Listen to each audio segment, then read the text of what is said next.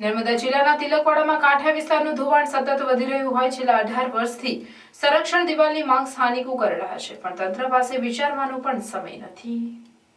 નર્મદા જિલ્લાનું તિલકવાડા ગામ એક ધાર્મિક પૌરાણિક આસ્થા ધરાવતું અને દેવી દેવતાઓના મંદિરો ધરાવતું ગામ છે। આ ગામ મેણ નદીને કિનારે આવેલું છે। અહીં એક જગ્યાએ નર્મદા અને મેણ નદીનો સંગમ થાય છે। ત્યાં 2005માં મેણ નદીમાં ઘોડાપૂર આવ્યું હતું। ત્યારથી દર વર્ષે ભારે વરસાદને કારણે મેણ નદીમાં પૂર આવતા હોય છે, જેને કારણે નર્મદા અને મેણ નદીના સંગમ ઉપર જ્યાં આ બે નદીઓ ભેગી થાય છે ત્યાં ભારે પૂર આવવાથી 100 થી 150 મીટર જેટલું માટીનું ભારે ધોવાણ થયું છે અને ધોવાણ સતત ક્રમશઃ વધતું જઈ રહ્યું છે, જેને કારણે નદી કિનારે આવેલા નર્મદાના પ્રાચીન મંદિર, શિવ મંદિર, અંબાજી મંદિર, હોટલો અને ઘરો આ જમીન ધોવાણને કારણે તૂટી ગયા છે। દર વર્ષે આ ધોવાણ વધતું જતું હોય, પ્રાચીન મંદિરો અને ઘરોને મોટા પાયે નુકસાન થતું હોય। વર્ષોથી ગ્રામજનો આ ધોવાણને અટકાવવા સંરક્ષણ દિવાલ બનાવવાની માંગ કરી રહ્યા છે, પણ કોઈ નેતા કે તંત્ર ધ્યાન આપતું નથી।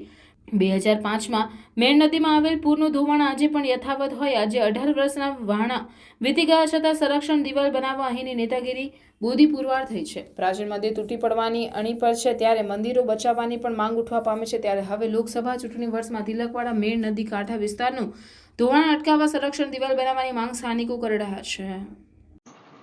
તિલકવાડા ગામ એક પૌરાણિક ધાર્મિક આસ્થા ધરાવતું અને વિવિધ અલગ અલગ દેવી દેવતાઓનું મંદિરોથી ભરપૂર એક પૌરાણિક ધાર્મિક ગામ છે।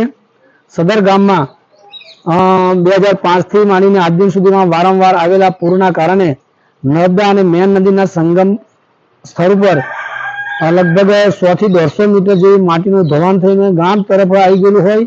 નર્મદા મંદિર, શિવનું મંદિર, તેમજ બીજા અન્ય અંબાજીનું મંદિર, તેમજ મોટી હોટલો અને મોટા ઘરો એ પણ આ પૂરના કારણે, જમીન ધોવાણના કારણે તૂટી ગયેલા હોય। એ બહુ મોટા પ્રમાણમાં ગામનું ધોવાણ થઈ રહ્યું છે। સરકાર જો આ બાબતમાં થોડું ધ્યાન આપી અને એક સંરક્ષણ દિવાલનું કામ આપવામાં આવે તો આ ગામ ભવિષ્યમાં તૂટતું અટકી જાય અને ગામનો વિકાસ બરકરાર રહે એવી ગામ લોકોની વર્ષોની માંગણી છે।